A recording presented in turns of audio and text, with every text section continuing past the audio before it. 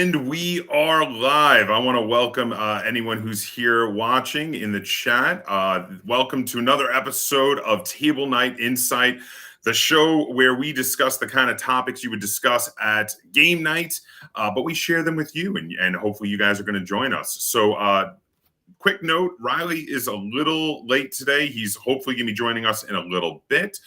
So we'll see him soon. But I also want to give a big welcome back to Angela, who was ill for our last episode, and but she is back here with us today.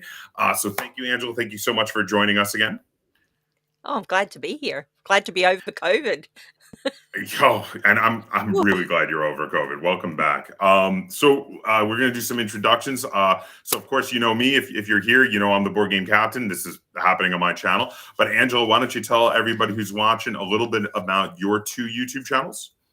Well, my main channel, GirlyGamer, is a little bit dead at the moment, but I have got a few board game upgrades that I'm going to be doing.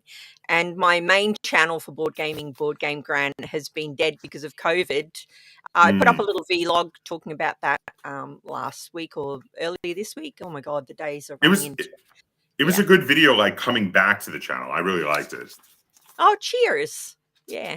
And honestly, my day was made because Lincoln from Board Game Geek left a comment, and I love him. I'm very open about it. I crush on him and Nikki. I think they're two of the greatest people in board games. So the fact they watched my video, I was totally taken aback.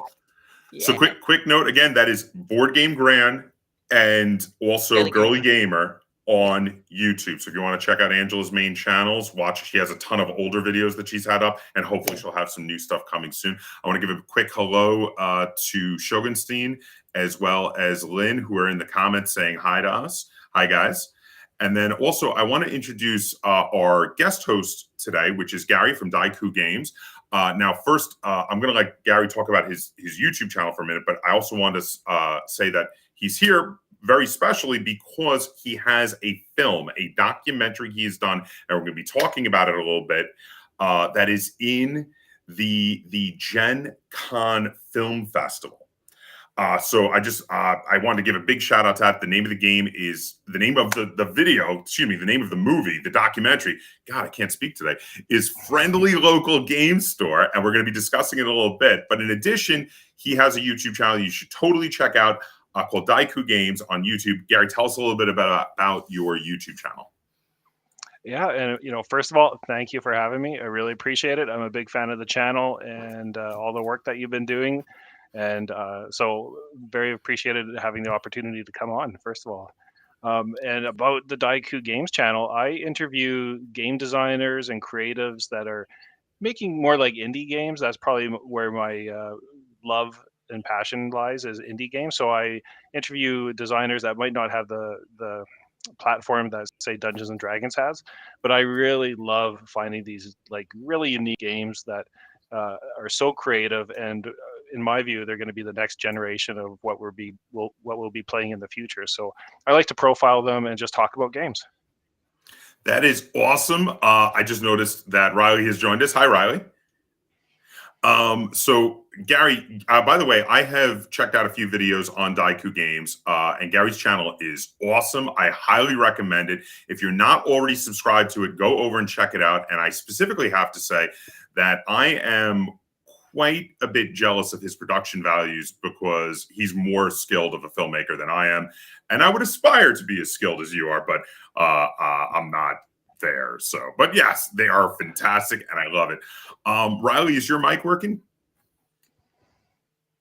Uh-oh, Riley, we can't hear you. No, your mic's not working. We'll come back to you in a moment. Yeah, sorry, we can see you, but we can't hear you. He looks like he's driving. I hope he's being safe. I think he's parked, but I hear you now. Yes. I hear you now. Okay, cool. Okay. All right. So yeah, I parked. I had to go drive in the middle of nowhere with cell service. So. Oh, okay. Well, we can hear you now. Why don't you tell everybody about your two podcasts, Riley? Oh yeah, I do the Board every week. I interview just people throughout the board game community. They could be designers, publishers, whatever it is. And we just have very casual conversations. They're very loose, and those come out every Friday. So tomorrow. And that is on the Board Game Community Show, right? Board Game Community Show. That's right. And then my other one is Friend Info Adventure Co. It's where we play the tabletop RPG based on the Borderlands thing called Bunkers and Badasses. And that one's a lot more adult. So for the week of heart there. So yeah, Adventure Co. Very cool. All right, so now that everybody's introduced, I want to talk about Garry's movie, because I've already watched it and it's awesome. And anyone who's watching this either live or watching it later when it's up, we're going to be showing you the trailer to it in just a moment. I'm about to be showing it. I'm very excited to be sharing this with you guys. And then we've got a really special announcement afterwards, which Garry just let me in on right before this, that I'm going to be adding. I'll let you know after the trailer. But first off, I want to show everybody the trailer to this, and then we're going to talk about it a little bit.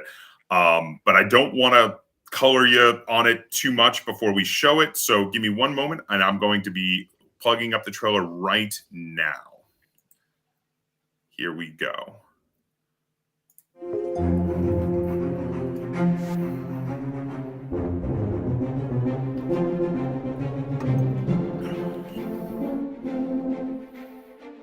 The circle of board gaming, I think we call this the FLGS, the Friendly Local Game Store. No, I didn't expect Sentry Box to be the way it is now. Remembering when Gord was wholesaling and selling out of the back of his vehicle. Lo and behold, he had all sorts of games and dice and everything he could want in his trunk of his car. And there was a little hole in the wall. A little box of mystery, a lot of things kind of going on there that you didn't quite understand, but as a kid, you were like, yeah, I want to be a part of this. Don't forget, 25 years ago, gaming was not that big a deal, let alone 40 years ago. They went crazy, and they keep expanding, they keep shifting. When someone comes in and they've never seen the store before, and you see them pause and watch and look.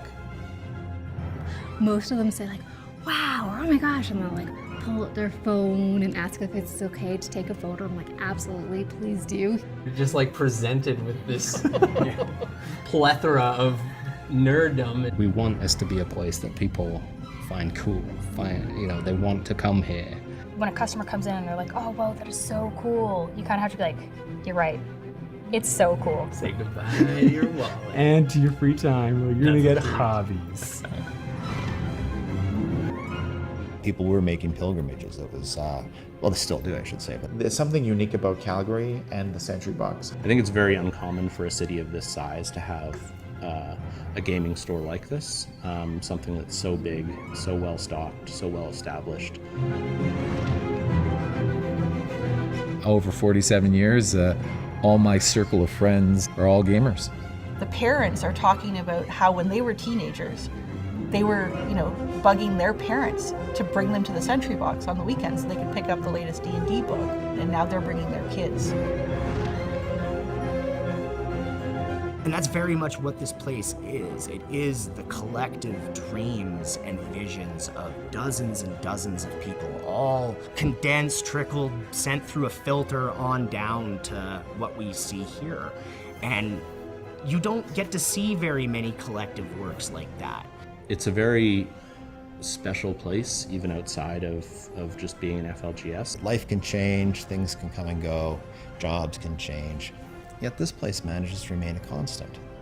It's an accepting, open place where you can just be you, right? And there's not very many places like that out there.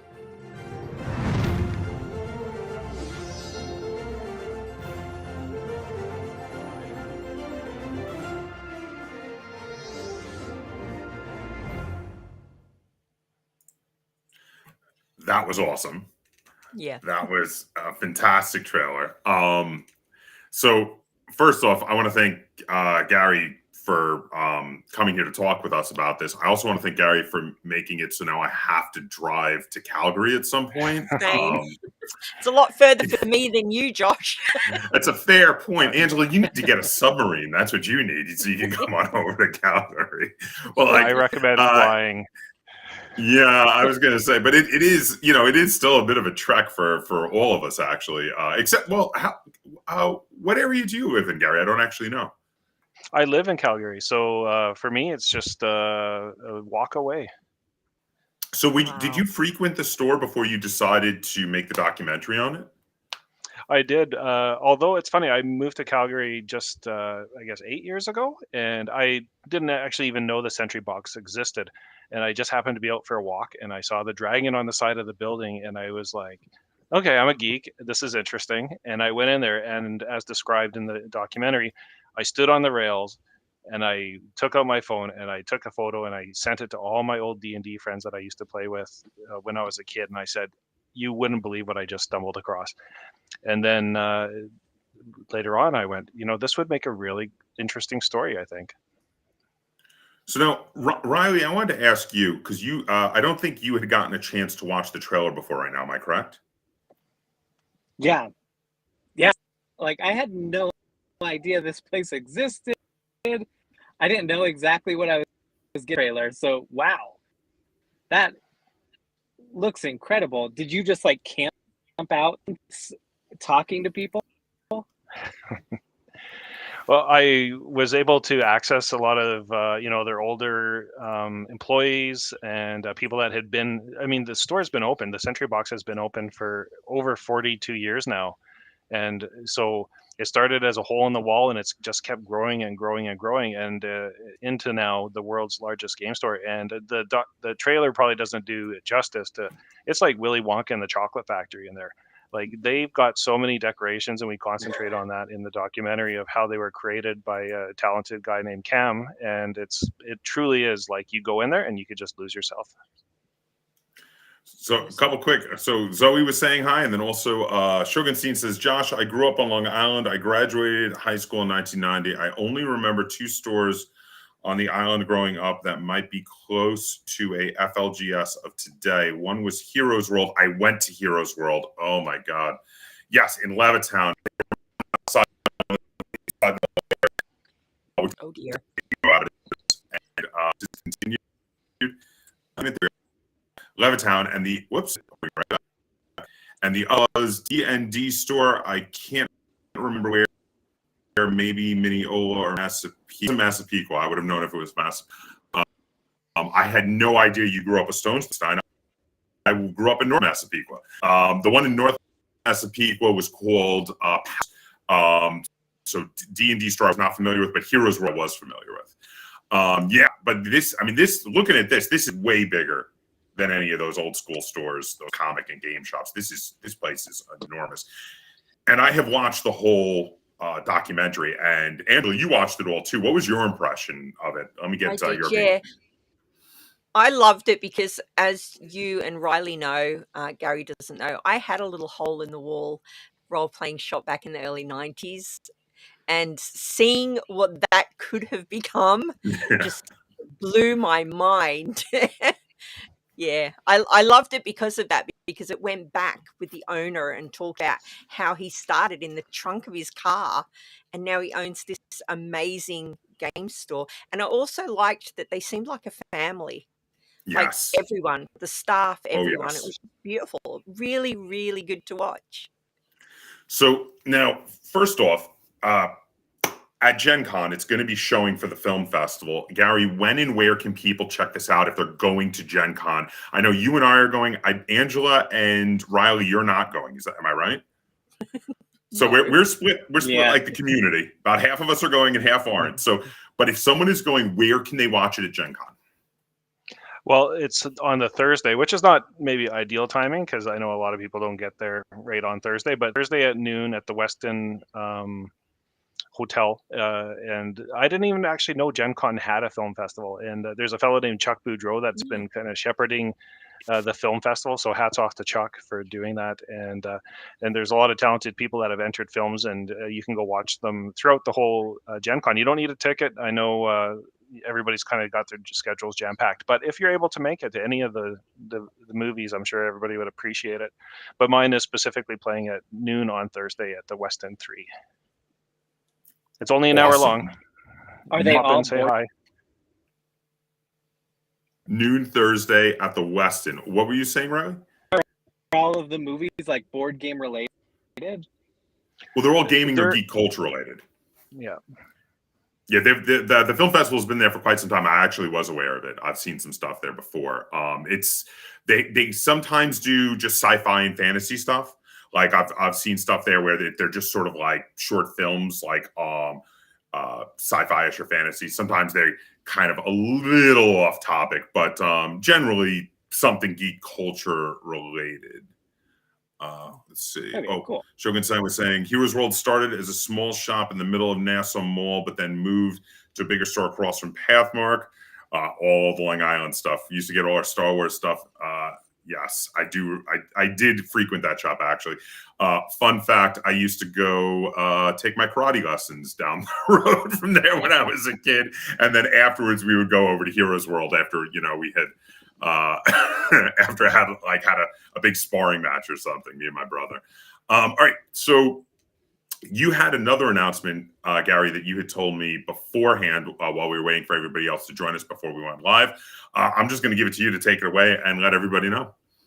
Sure. Well, I really appreciate having an opportunity to come on the channel, and I just want to say thanks to all your subscribers, and I wanted to provide a link that you can put in the YouTube description that people can watch it ahead of Gen Con. Doesn't mean that you can't show up at Gen Con. I'd be happy to meet you, but that way everybody can kind of see it and get in the mood for Gen Con. Now, it's not there yet because he just told me. I'm going to have him send me a link after we're finished streaming, and I'm going to add it to the description down below.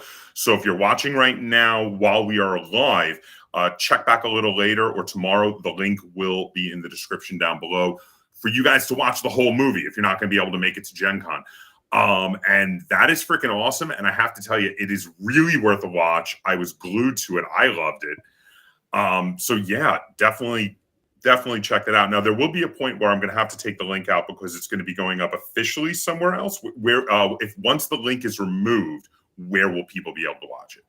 Well, during Gen Con, it'll also be, you can watch for free on the Fantasy Network, which I wasn't aware of but Gen Con has an agreement that watch.thefantasy.network, all the movies from Gen Con will be available throughout the Gen Con run. Okay, and that's, again, say that again, watch.thefantasy.network. Okay, so I'll also put that link. I'll have Garry send that to me, and I'll also put that link in the description down below. So I'm going to put both of those there. So when I have to remove the other link and you can only watch it through the Fantasy Network, that link will still be in the description down below so you guys can find it. So if you're watching this later, after this is already aired, it should be down there. Check it out. It's awesome. I really think you'll enjoy it. If you're here watching a live stream talking about game nights and geek culture and board games and all the various other things we discuss, you're going to enjoy this movie. It's really pretty great, 100%. So any other news anybody has that they would like to announce before we get into our main topics? Anybody? Nope. No. One quick thing. I'm going to be at Gen Con. Oh, okay, fair enough. Quick thing, I'm going to be at Gen Con next week. If you're also at Gen Con, be sure to say hi to me. I'm going to have some Board Game Kaptain dice to give out if you come up and say hi. I know it may be tough to recognize me because we're all going to be wearing masks, but I will be the one carrying around the camera. If you see me carrying around a camera and you're like, hey, who's that guy with the buzzed head and the red beard sticking out from under his mask? That's probably me. Just come over and say hi. I'll give you a day. There'll hardly be any white men with beards at Gen Con, okay? You'll stick out like a sore thumb. Yeah, I know, right? We were out at the food trucks one year, and Lynn said, I was looking for you, but I couldn't find you because everybody looks like you. So, all right. So If there's no other bits of news to do, I think we're gonna get into the topic. Is everybody cool with that? Awesome. All right. So again, the topic for this episode is competitive versus cooperative versus solo gaming. We're going to discuss the merits and the pitfalls of each style of gaming. Now, generally speaking, competitive, of course, has the widest breadth and depth of a game library in regard to these three styles of games. When people think of board games, people think of card games. Competitive games are the things that most come to mind. Whether you're talking about classic games or modern games, competitive games are, what people normally think of. People think of chess and checkers, or for classic games, or for modern games, that maybe things like Twilight Imperium.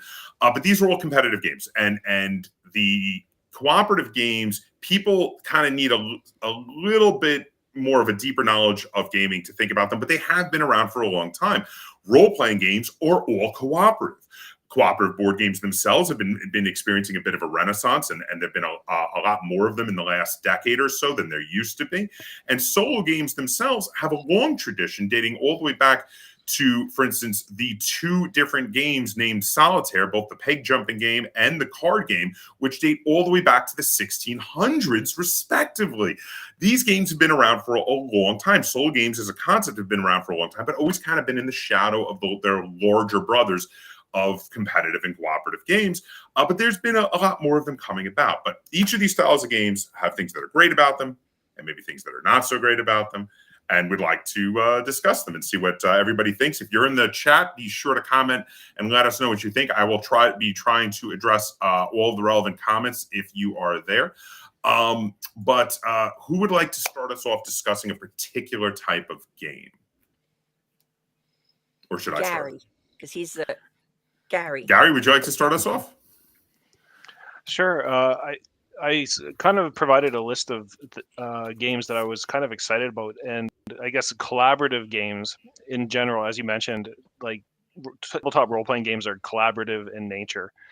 But sometimes, there's that friction between individuals within the same adventure party or whatever, and that kind of adds that individualistic element to it. But one of the games I wanted to talk about was the Quiet Year in particular, which it kind of goes outside of your typical role-playing game. And what that is, it's Avery Alder created this game, really incredible. And you are a civilization or a community that has been destroyed through a horrible war, and then you have 1 year before they return. And during that year, you rebuild your community. And each person around the table takes a turn drawing a card, and there's 52 cards in the deck and 52 weeks in the year, and it prompts you to draw something and add to the map. And by the end of it, the 52 weeks, you have a beautiful map that you've all added to, and there's reasons why you've added different things to the map and trying to rebuild your community. And it's just like, and a lot of it, at the end of it, you have this joint map. A lot of people frame it's like it's almost emotional for them at the end of the creation of it. So now, that sounds amazing. That does sound.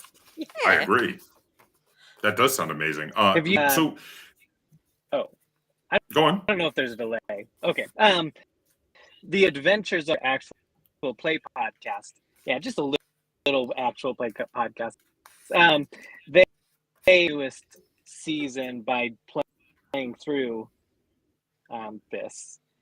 They built their worlds. They all did it together, and it was like a 4-episode arc of them, and they kept posting the updated map every week, and it was this sounds amazing. I really want this, but I haven't tried it yet. It does sound very cool. It sounds very interesting. So now this does sound like a good example of a very cooperative game. Hold on, we got some comments. Lynn says, I like to play solo games on the computer and competitive games in person. That is actually, it's something interesting I want to address, I want to talk about. Shogunstein said, we never met at my buddy Ross's house in Plainview to play Risk 86 to 90. Nobody would have ever dreamed of cooperative or solo games back then. And then he said everything was competitive. There was no solo risk or cooperative risk unless it was a fake alliance. It's now true. So you were very much into the competitive games, but there were lots of role-playing games back then, lots of cooperative role-playing games. And a big hi to La Emotica. Welcome to the chat. Thanks for coming. Indeed. Thank I had you. a question Yes. for is the quiet year, like, is that always a setup to playing some game, or is it just a game within itself? Good question. I've heard of people using the cities that they've made as the basis of campaigns for other systems and settings. So they often will create a map and they go, I love this community so much, and now I want to have an adventure in it. So they'll actually shoehorn it into an adventure that they're running, whether it's Dungeons and Dragons or something else. That is really cool. Cool. Go ahead. Oh, I just said cool. Oh, sorry. So that is really cool. I like that it's its own game, and then you can use it as a resource for a role-playing game.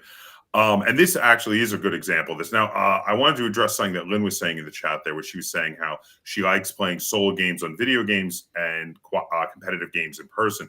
I think this addresses one of the issues that some people can have with cooperative and solo games is that in person, there's, some people will say like that there's a different kind of gamer that's a cooperative gamer or a solo gamer versus a competitive gamer. I don't always feel that that's necessarily true, but some gamers definitely look at cooperative games and just don't get the right kind of thrill from it unless they're playing against like a computer.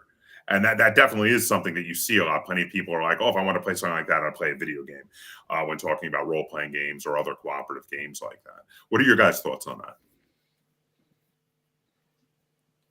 Who's going? Love co-op games.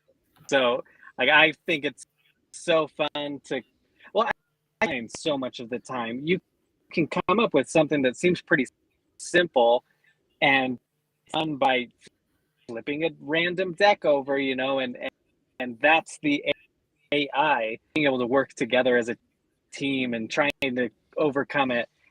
There are a lot of problems and people are still trying to figure out how that is, whether that's like group dependent or but maybe we'll get into that in a minute. But yeah, I love co-op games. They're totally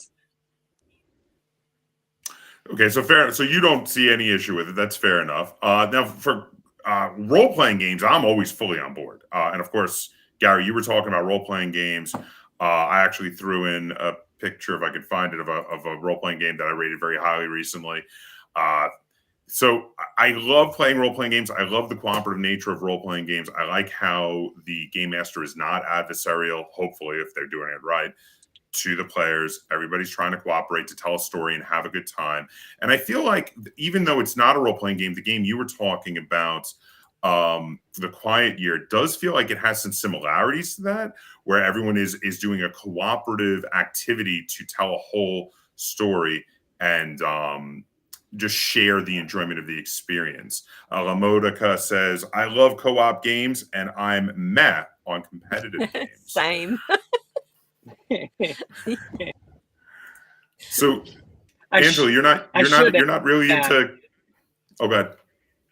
I was just going to say, I should add that my wife is very competitive. She's sitting next to me, and that's why we love co-op games, is because it's like go of that competitiveness, or at least be competitive with me, like against what. Sorry, go ahead, Angela. Yeah, Angela, what I want you to extrapolate on that thought about why it is that you love cooperative games over competitive games. Because I suck at games. Suck at them. I love them and I suck at them. And if I can play co-op, I will always prefer it. I don't like being mean to other players. If I have to be mean when I'm playing and destroy something you've worked at for the last 15 minutes, it doesn't bring me any joy whatsoever. I want to help you. I want us to work together. So I'm going to throw up because you're a Angela's good person. Yeah, that's true. But I'm going to throw up Angela's favorite cooperative game of all time, and this entire series is really what it's about. Pandemic, because we all throw stones at me in the comments. Everyone who knows Angela knows she adores the entire series of Pandemic games. Angela, is the vanilla version still your favorite, or which is your favorite version of Pandemic? The first edition is the one that I'll open and play. The very first one. Yeah. So now, you were talking a bit in our group chat while we were setting up this episode. You were talking a bit about the issues with when doing cooperative games with alpha gaming. Did you want to? Yeah, well, quarterbacking, alpha gaming. Yes. So from a personal level, I love Pandemic. I own everything Pandemic. My daughter, my eldest daughter, hates it. And the reason she hates it is every time we play with her and her husband quarterbacks. So she doesn't like the game. He thinks he's being helpful, which is adorable. I love him to death. But it kind of ruins the game for other people if someone's basically taking your turn. Like if there's no discussion, you're all discussing it together. Where should we go next? What cards are we trying to get? But if someone's literally saying to you, go here and do this, what's the point of you playing the game? Yeah. I'm with you. But I also think I have a little bit of a different opinion on this than a lot of other people. I've seen a lot of people will often online gang up on whoever it is who's doing the quarterbacking. And like you said, you said he means well. Oh, he does. Yeah. And I think that this is because a lot of people will always say, you'll see people will comment, they'll say, oh, that person who's quarterbacking is just being a jerk. But I've been in a lot of situations where, like, at a convention, you got a bunch of people, you don't know each other. You sit around a table, you're going to try out a game. It turns out to be a cooperative game. Nobody says or does anything for 5 minutes until finally you're like, okay, look, if you do this and you do this and I do this, we can win. And like I've had that happen. And then, you didn't want to do it, but nobody was saying or doing anything. Yeah, and I'm more talking about when people are trying to take their turn. So when my daughter's got it in her mind, I'm going to do this, and then he'll jump in and go, oh, I think it would be better, that kind of thing, as opposed to someone trying to be helpful. Yeah, Lynn says, that's why I don't like co-op games. Someone is always telling everyone else what to do. Now, there are co-op games where this doesn't happen as much, and I wanted to kind of talk about it, because I don't think this is a weakness of all co-op games at all. I think some co-op games are very susceptible to quarterbacking. I would say things like Forbidden Island, Forbidden Desert, Pandemic, Castle Panic, things like that are very susceptible to quarterbacking. But then sometimes when you have games where people have significantly different roles, like for instance, which I'm pretty sure I put a picture of to talk about. There it is. Nope, that's the wrong one. Whoops. No, I'm getting other people's pictures mixed up with my own. Oh, bugger. Oh, well, I can't find it. But the one I was going to talk about was, the game Mysterium. So with Mysterium, you have one player playing the ghost, and they're not allowed to talk. And everybody else is trying to figure out their clues based on the cards they're dealt. And the thing is, you can ask other people for help. You can be like, hey, I have no idea. Can you look at my cards? What do you think? But since everybody's got their own hand of cards, you're all doing your own thing. And there's the player playing the ghost who would have the greatest chance of possibly alpha gaming isn't allowed to talk to you about it. And I think games like that, where they smartly do that with very significantly different roles, helps to avoid alpha gaming, helps to avoid falling into that kind of pitfall. I think the problem with those types of games where it's like, I think that's a great way to like overcome the alpha gamer problem, but like talk while you're playing the game and joke around and like communicate. So, but Mysterium full is a little long for me, but Mysterium Park I think is like a 15-20 minute game. So like it's not that big of a deal. Focus on the game for that long, and then you can joke and talk about the experience, right? Yeah, it's definitely. I've heard that's a much quicker version. I haven't tried that one yet. Have you guys, either Angela or Gary, have you guys played Mysterium? I sold Mysterium last week. The horror. The horror. I'm planning on math trading mine. You guys are really letting me down right now. What about you, Gary? Have you checked out Mysterium? No, I have to say I'm so focused on tabletop role-playing games that I often don't get into any kind of board games. I find them fascinating. I go to the stores, I look at them, and I go, they're great. But I have a giant collection of books that I have not brought to the table, and I'm sure everybody else is in the same boat as me. So actually, I just thought of something, which I just reached off camera to grab. I just wanted to show everybody this cool thing. I just got sent a review copy to a game that I was looking over the rules and sounds very much like Mysterium. And I can't wait to get this to the table because I'm a big fan of Mysterium. Even though there are other people here who are selling their copies, my goodness. But check this out because this is a nostalgia buffet. Rear window. Oh, yeah. I am so excited for this. I am like, wow. I am like giddy for checking this game out. I love that they even got the likenesses, the rights to use the likenesses of the actors. And the main person in this, which another thing that really cracks me up, the main person in this who handles giving out the clues and such is Alfred Hitchcock. The character you play as Alfred Hitchcock, but the other people are the characters in Alfred Hitchcock's movie. Which I think is brilliant, and I can't wait to get that to the table and check that out. Which is funny. I was just going to ask: is the game board, or is there a game board? But is the game board the little courtyard of the apartments and everything? That looks like it would be so cool. Yeah, oh, the you can see it there. There's you have a screen. You have a screen for the director, for Alfred Hitchcock, that looks like the alleyway. It's the alleyway between the apartments, and then they lay out cards here. I can't wait to get this one on the table. So I'm cool. really excited for it. I'm a big Alfred Hitchcock fan too, so super excited to check that one out. Let's see. On that note of you guys played. Have you played things like the Crew? Delay, so I wasn't talking over you originally. Sorry. Oh, go ahead. Have you played things like the Crew? Because I think that's the limited communication barrier to change. I do think, like I said, that kind of thing, limited communication and different roles, do really help to minimize it. Because games where everything's just public knowledge and everybody's got the same sort of role, things like was it Hidden Desert? No, Forbidden Desert. That's it, Forbidden Desert. Games like that really lean into the ability to alpha game, because in reality they're really a solo game that's played with multiple players. There's no reason to actually have multiple people there, and that's why usually the person who has the biggest personality, or if everyone's staying quiet, someone inevitably steps up and becomes like the captain and just starts saying, hey, if you do this, we can win.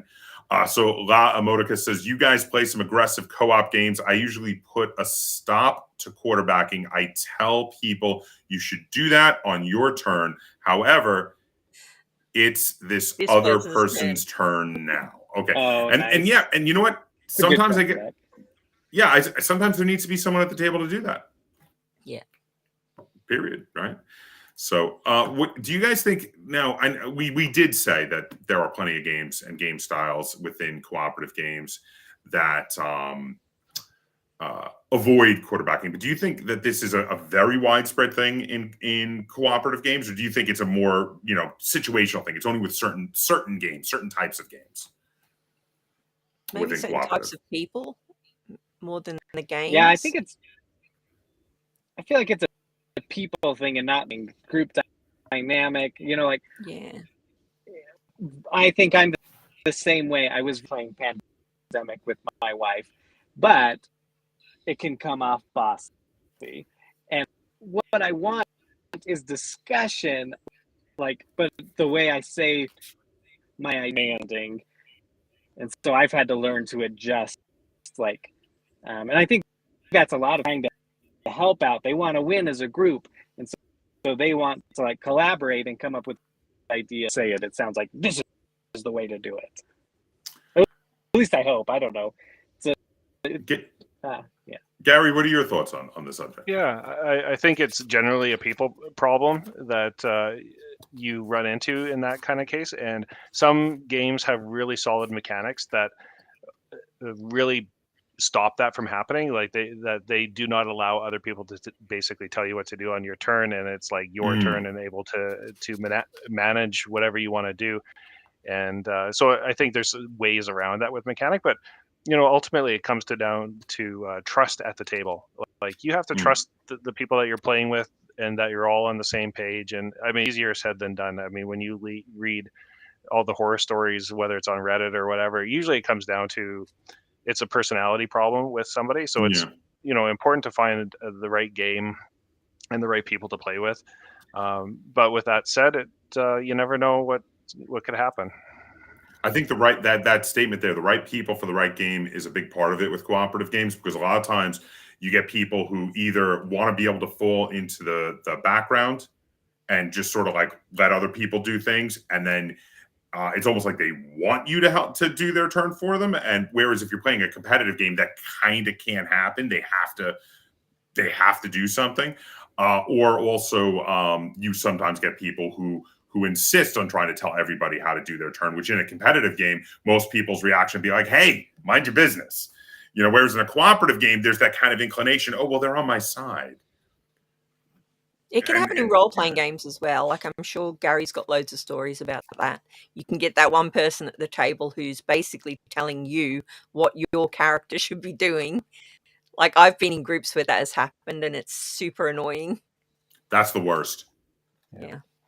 I've been picking away at my own role-playing game, which is another kind of side thing that I kind of do. And one of the things I have is, and I'm sure there's lots of games that have done it. I'm not inventing this mechanic where you have a secret that only your character knows. So you potentially are making the decision that's right for your character, but maybe not the right for the group.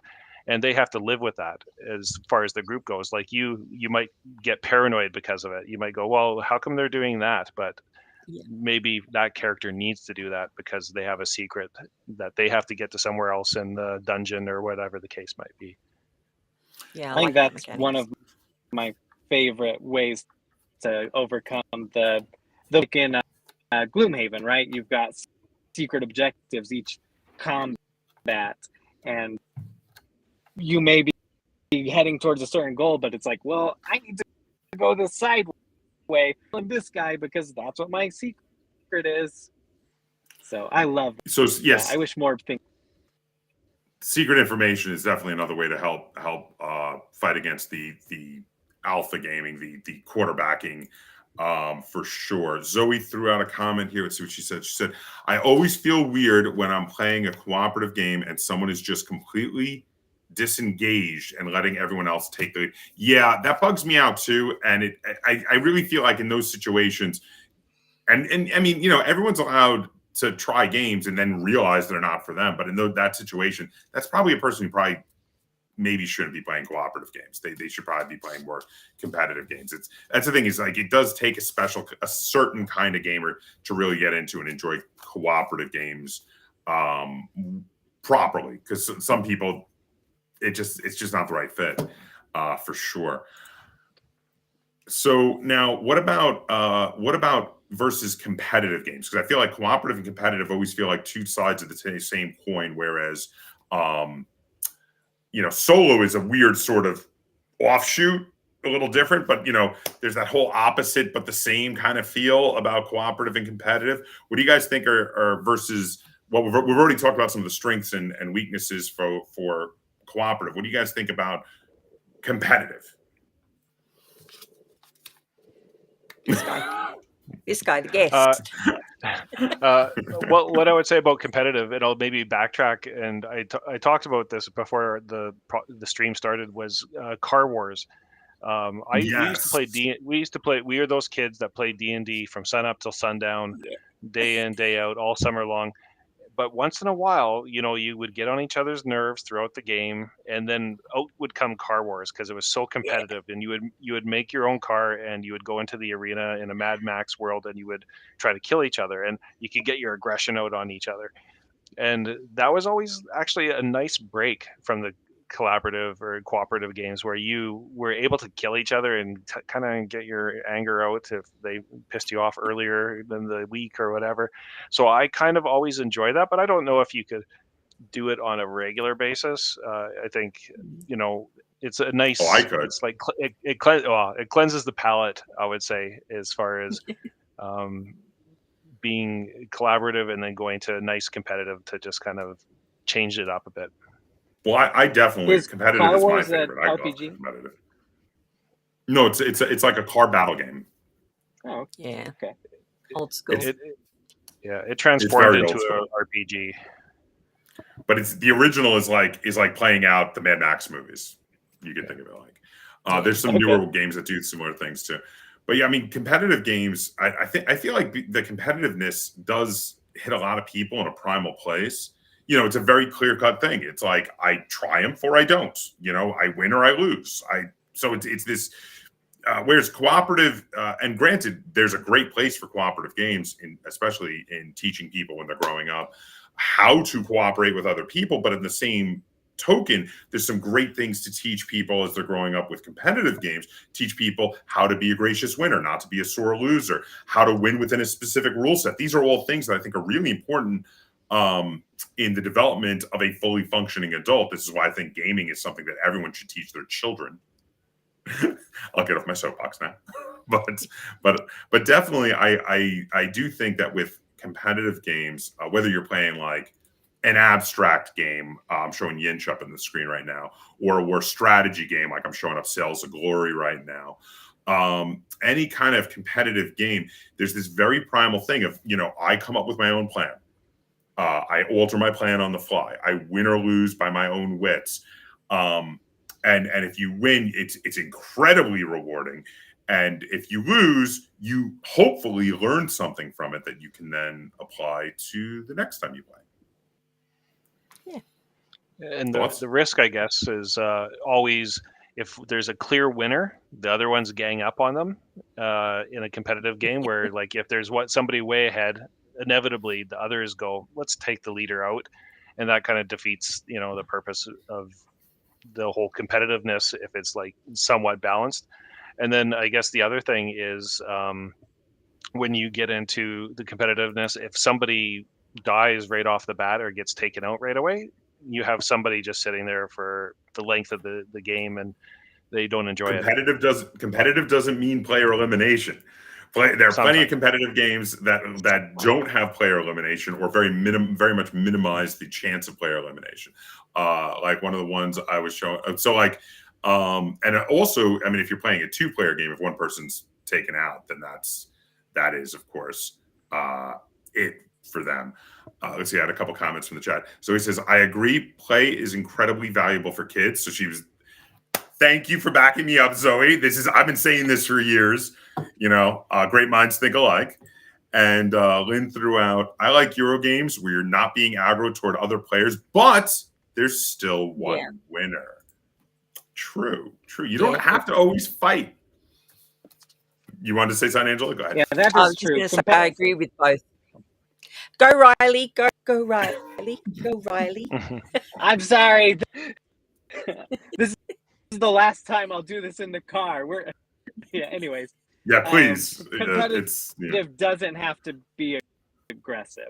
So, like a lot of Euro, you're pretty much playing your own game, and yeah, there's some things that you can interact or like somebody else was hoping to take, but overall it feels like my own merits. So. Yeah, indeed. There's a ton of great Euro games. It's funny that this has come up today. Actually, Lynn and I were just filming a top 10 list this morning for our top 10 Euro games, literally this morning. But yeah, and every one of them is a game that is competitive, that you have a clear winner or loser, but during the entire course of the game, there is literally no attacking each other. It's very non-aggro, and yeah, so you can be competitive and not be vicious. That is a thing. That is definitely a thing, for sure. What were you saying, Angela? Oh goodness, I don't know, Riley. I can't remember. So, grandmother. I'm so sorry. So what are some negatives for competitive games? Because we've talked about some positives, some of the good things about them. What are some negatives inherent in competitive game styles? What do you guys think? Well, meanness, if it's there, but that's the only one I can think of. I enjoy competitive if like the ones that Lynn mentioned. If you're all doing your own thing and and then I lose. And that's fine. Well, and if everyone, and the great thing about games like that is everyone's having a good time. You get all the way to the end, and then you're like, oh, and we figured out Angela won, and then everyone else who lost, we're like, oh, but we had a great time playing. There is a tendency for more Amerithrash gaming, things like the war games that I like to play a lot: Star Wars Armada, Sails of Glory, etc. BattleTech, which is a big part of it. There is a tendency to, when someone is on full tilt and losing, that they may stop having a good time. Then, to be fair, but like when I play BattleTech, we always go with the rule that when it becomes obvious you're going to lose, we can call it. We can be like, okay, it's done. Like, you don't have to play to the bitter end. You can sound the surrender or sound a retreat, and we're gonna stop it there, because that is not that fun for somebody, for sure. I agree. Anybody else had anything else they wanted to say negative about competitive? Okay. Well, I was just going to say, somebody made a comment about Risk earlier, and yes. I know, not many people play Risk, or not as much as they used to. But something that always annoyed me was when there was somebody that was the wild card, that they didn't adhere to any true strategy, and then they would just go, you know what, I'm going to do this. And so you kind of base your game upon people doing like a kind of a certain strategy that makes common sense. But sometimes there would be a wild card that said, you know what, I'm sick of this game. I'm just going to go out in a blaze of glory and kind of end it. And once again, that's a people problem. But I remember that being frustrating, because you put all the time and effort and energy into strategy, only to have it upturned. And even though Risk isn't done as often, there are plenty of area control games. Like I'm throwing up here, this is the 4X game, Twilight Imperium. I love Twilight Imperium. It's my favorite game of all time. But this is a game that falls victim to that particular pitfall. You're playing with at least 3 players, and at some point, when it's obvious someone is winning, someone might just be like, you know what? I'm gonna watch the whole universe burn, and you're all going down with me, and does like crazy stuff, and just like. But I mean, sometimes I think that can be fun, but sometimes, it can really ruin. It can be a spoiler type thing and kind of ruin other people's fun. Let's see here. Zoe said, a lot of competitive games contribute towards the hierarchical mindset that success means performing better than others or amassing more resources. Okay. In certain types of games that are specifically about amassing resources, I could see that. Well, I would say that definitely. Good point. Yeah. Yeah, I would say that definitely it's a good point. I think that's why it's also important when teaching kids to play competitive games to instill in them a sense of fair play and a sense of wanting to be a gracious winner and not a sore loser when they lose. Kids should win well and lose well, and realize that it is, in fact, just a game. Because without that could definitely be a problem, I would say. Yes, for sure. Interesting point. Thank you, Zoe. Okay, so before we talk about solo games, any other thoughts on competitive games anyone wanted to mention? Could I jump back to co-op games? Go right ahead. Yeah. So always. One of my favorite, I'm Spirit Island, and I have a picture on there with Spirit Island and something else. I paired them together. I think they combat quarterbacking the same way, and I can't remember what the other game I put on. It's got to be one of these. Maybe this one. That's got to be it. There we go. Yep. There we go. Yep. On top, and then the Reckoners on bottom. And so what they do is simultaneous play, and so much because it's like, I can help, but I'm also trying to manage my own hand Spirit Island, I've got my own hand. Everybody else has their own hand. It's very unique cards, and I don't have time to quarterback everybody. You know, like so it is possible there. You know, you can always ask, like, are you going to be able to take out that, or do you need help over there? Maybe I can help you there, or, you know, like, but it's all much more than like commanding people. And the same thing with the Reckoners. That when you're rolling, everybody's rolling them simultaneously, and you can talk amongst each other and be like, ooh, I got this. If I can go to this location and I can research, what do you have in mind? So I think both of those combat, quarterbacking beautifully. They're two of my absolute, I mean, for one game for like 2 years until I played Spirit Island. So that's co-op style of simultaneous play. So with solo games now, solo games I feel like are more closely related to co-op games than they are to competitive games, because you're only competing against the game itself, which is similar to co-op games. Of course, everyone has probably at some time or another at this point played a solo video game. But in a board game sense, you're playing against the board. And I think some games, like I earlier was showing the 2 solitaire games up on the screen there, which I think are really good ways of doing it. They're kind of like a puzzle. They're a thing you have to work out. You have to figure out how to succeed at them. There are other games like Riley, who's disappeared for a moment there, but Riley was talking about earlier games that really mimic an AI engine for you, help you play a game. Like I reviewed a while back this game, The Drifter, which the designer sent me the PDF and I printed it out and spiral bound it because I'm insane and I insist on having physical book games. So, but this game is great. I go through the book. The book has the stories. I go on adventures. I have shootouts with people. It's all done through dice rolls in the book, and I keep track of it. It's almost like a cross between a role playing game and a solo video game done as this book game. Absolutely awesome.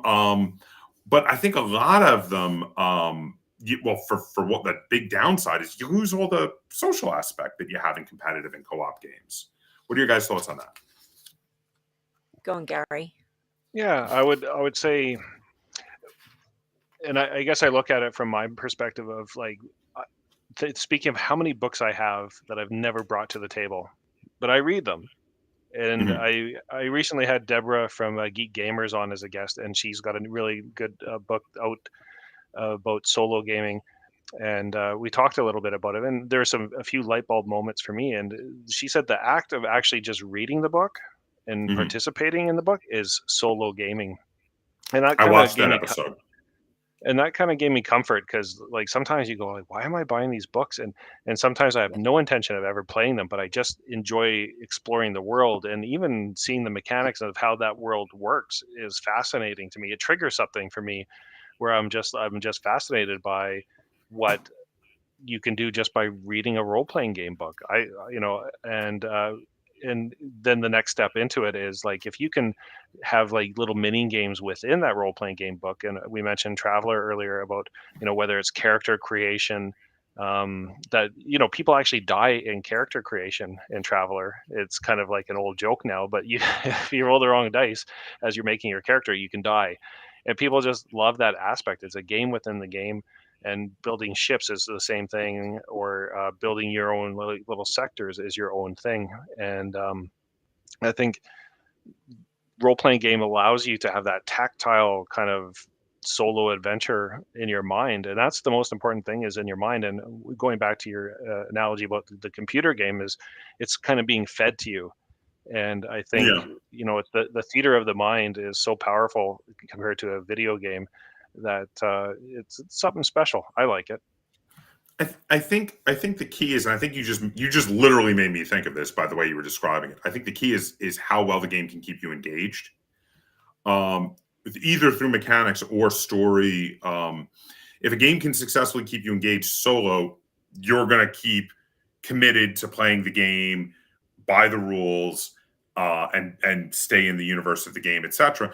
But if the game loses isn't able to hold your interest, like in a competitive or co-op game, the other players could help you hold your interest. So you are literally relying on just you and the game. It's just you and the game. And if you and the game together cannot make harmony, cannot make music, you're lost. Whereas in a competitive or a co-op game, you could be making harmony with the other players and be there for the social aspect. So you have an extra way to maintain that immersion. Does that make sense? Totally. Yeah. That's a good point. There, we've solved it. We've solved solo gaming. The positives and negatives. Did anyone have any other positives or negatives they wanted to talk about with solo gaming? Go on, Riley. Well, I do love a good Rim and Lost Ruins of Arnak paired up together. And a lot of games do they are essentially just simulating playing against other players. Sam does that. It's such a common thing now. And I love that.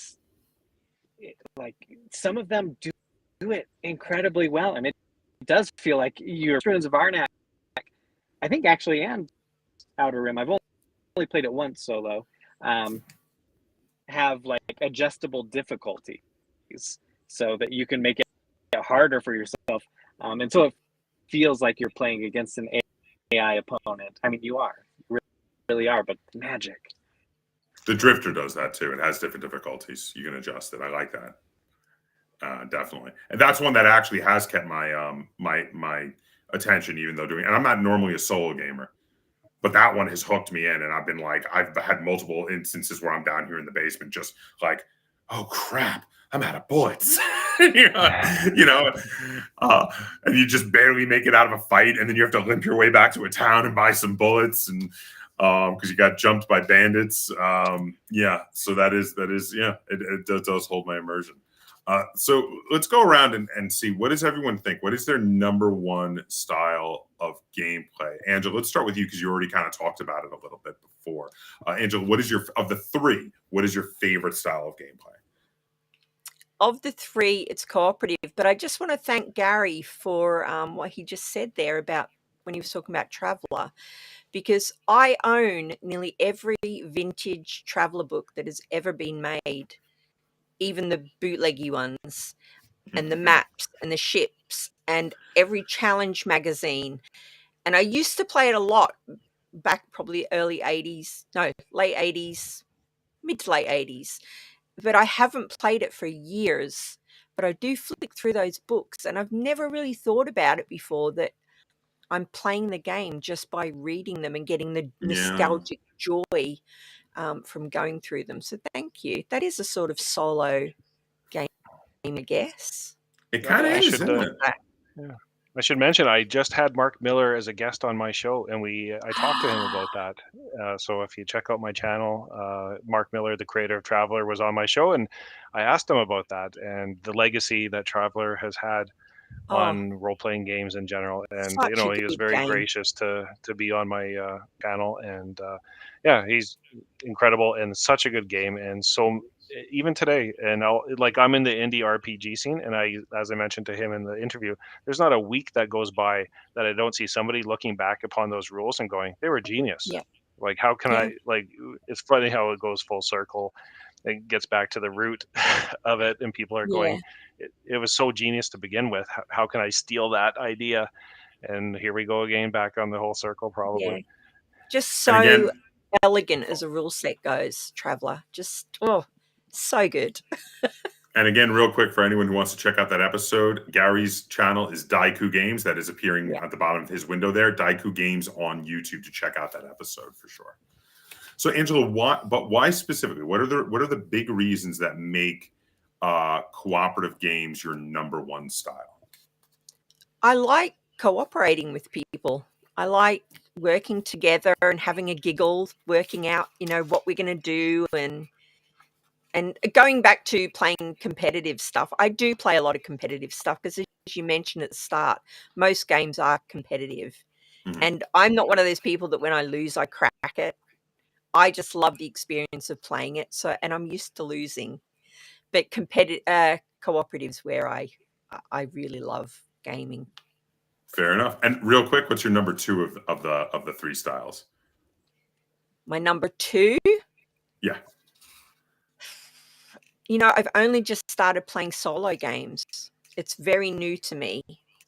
I started before I got COVID. I started playing Ayla and Something Shiny, and I'm loving that game. So I can only see maybe solo might become my second choice. Oh, very I'd have cool. to play more to know. Fair enough. Now I'm gonna go to Riley real quick. Riley, what is your favorite style of games? Is it co-op, competitive, or solo? Co-op. I love the group dynamic. I love being able to fail and succeed. I feel like even moment where it's just like, oh man, okay, next time. Well, oh, if only this didn't come up, we could have pulled it off. You know, those kind of moments, I think, are absolutely. I think they're stronger than a competitive moment where it was you type thing. And what's your number 2? Competitive, you're still playing with people, and you still get to socialize. Competitive, and then solo. I've been playing more and more solo, doing those Automa with Lost Ruins. Oh, this war of mine, I this channel, I think 2 or 3 times ago, and man, that game, hated it, Josh. Oh, I despise that game. I absolutely despise that game. I loved it. Thought it I was hate this war of mine. so good, and I would With a never want passion. to play that co-op. I want to play that. I don't think anyone should play that game ever. Personally, I want to play it's it. so good. I want to play it. Terrible game. I'm with I think Riley. it's phenomenal. It made me so depressed. Like, I told my wife about it afterwards, and I was just like, and there was just a random story that had no effect on what I was doing, no resources, or I didn't have to give away any resources, but it was just like I couldn't help them, and it was like, oh no, but they had more of a. I loved that experience because it gave that like kind of RPG feel, but that setting that was beautiful. And Garry, what is of the 3 styles of games, which is your favorite? Well, I hate to fall in line with everybody else, but cooperative is definitely. Oh my God, I'm so outnumbered. But I love the ability for people to work together for a common goal, and I like the little bit of friction between people. And that usually is tabletop role-playing games in general, that, there's different personalities and different effects. But the important thing is to have trust at the table and also let everybody have a bit of the spotlight, which is an important feat. But, some people also don't like the spotlight. They'd like to just be part of the team and they like to blend in. So, everybody's got their own needs when they play these games. One of the nuances is like, and board games probably don't have this problem, but in tabletop role-playing games, there's a GM, or referee, dungeon master, and then the players. And that's kind of an interesting dynamic, too, that board games don't tend to have because they're GM-less. And you can see more and more tabletop role-playing games moving into that zone, that they're trying to figure out how to actually have a tabletop role-playing game with no GM. It's the Oracle dice or whatever. There are some that work. There are actually some board games, cooperative ones especially, where you do have sort of a game master. Dungeon crawlers, which are like light versions of RPGs, will often do it. But then also games like Mysterium or Rear Window that we were talking about before also do have someone who runs the game who's sort of like a game master. So there are some, but it is a tiny minority. So what is your number 2 then after cooperative, though? Well, I'm kind of still early days into solo gaming, and like I mentioned when I talked to Deborah from Geek Gamers, I was like really kind of, when she said that even the act of reading a book is solo gaming, and that kind of just like really hit me, that I've been solo gaming all these years, and how many kids have gone home and I'm going to draw my castle, I'm going to draw my character, like that is the act of solo gaming itself, that you're participating in the world, however that is. So, okay. So I left myself for last because I wanted to hear all your opinions. I'm going to be so different than everybody here because my number one is competitive. Competitive. It's so competitive. I love competitive games, and it doesn't even matter to me if they're Euros or if they're vicious war strategy games. I love all competitive games. I love many different styles of competitive games, at least. It's really for me, it's all about the strategy, the tactics, the figuring out if they work, and then if they don't, if you lose, learning from them and improving your skill at said game. Certain games that I play tons of or have played tons of, I've done that a lot, where between games I'll think about, well, what did I do wrong and how can I improve in the future? Not because you have to win at all costs, but because it's a fun thing to do solo gaming between games, where you think about, okay, what new strategies could I come up with, and you work through them in your mind.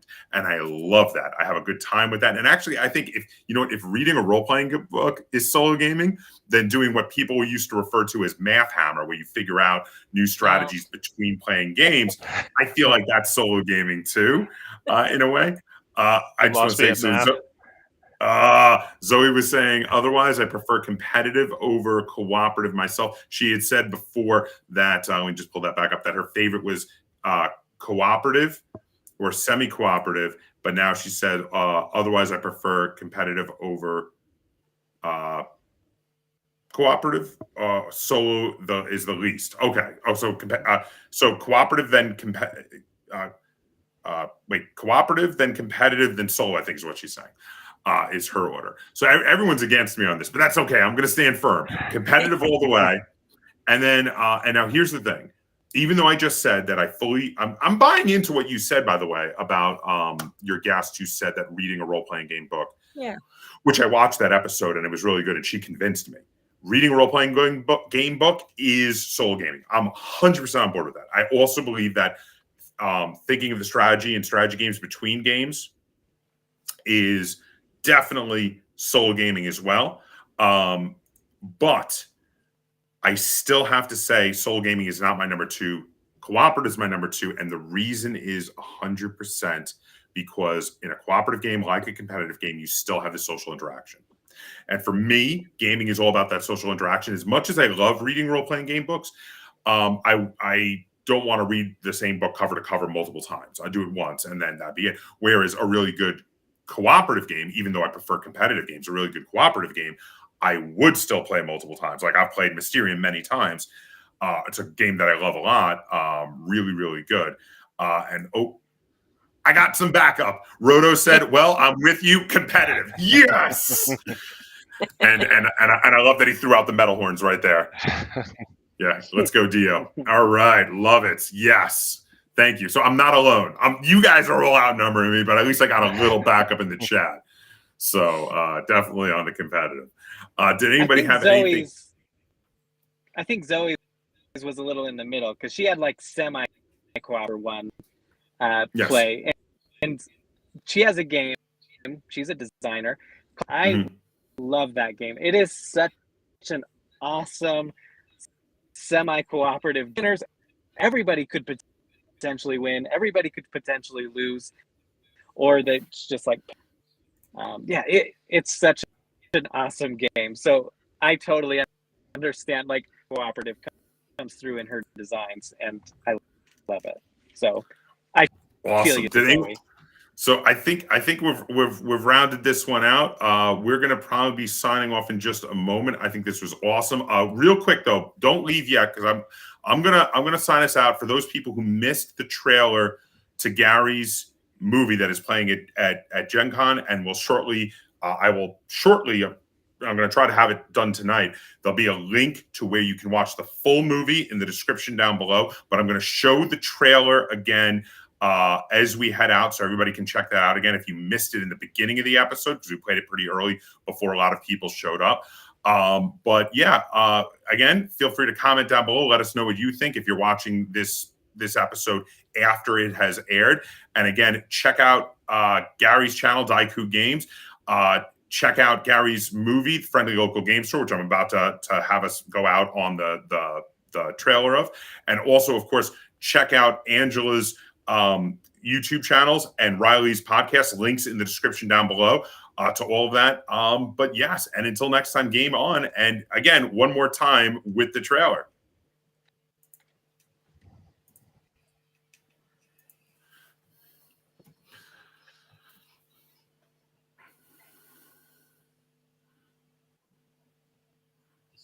I don't think the audio's playing. I think it's still playing. No sound.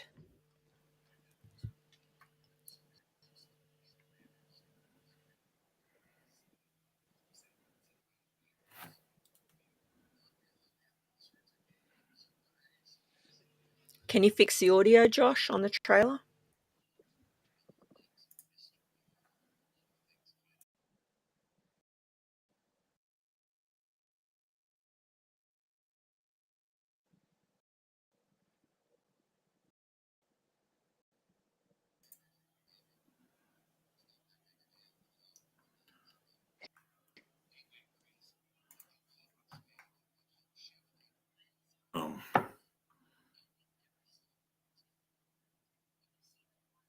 Oh, hold on. Sorry, I just got comments that the audio is not working on it. Let me see if I can fix it. I apologize for that. I'm not sure what happened. Let me give it another try. Let me unmute it and replay and see. Yeah, I don't know what's going on. Sorry, I'm trying to get it to go, but I'm not sure why. Oh, I apologize. I'm not sure what's going on. It must be a glitch in the program here because it should be playing and it's not. But if you were not able to hear the audio, you can go all the way back to the beginning of this episode and it played there. And it did play with the full audio. Again, I apologize for the technical difficulty beyond my control. It's some issue with Restream. So I'm sorry. That was not working. But I hope everybody had a good time. I hope you enjoyed it. Again, I'm going to have a link to the full movie in the description down below to be able to check out shortly. And again, you can go back to the beginning of the episode where we talked about the movie and where we showed the trailer and the audio was working. Again, apologies. Can we all share that link? Is that okay, Gary? Yeah, I'll share it on my social media. Whoops, hold on. Yeah. Gary, talk again. Oh, yep, no problem at all. Oh, thank you. Okay, well, in which case, everybody have a good night. I hope everybody had a good time. Thank you very much for joining us.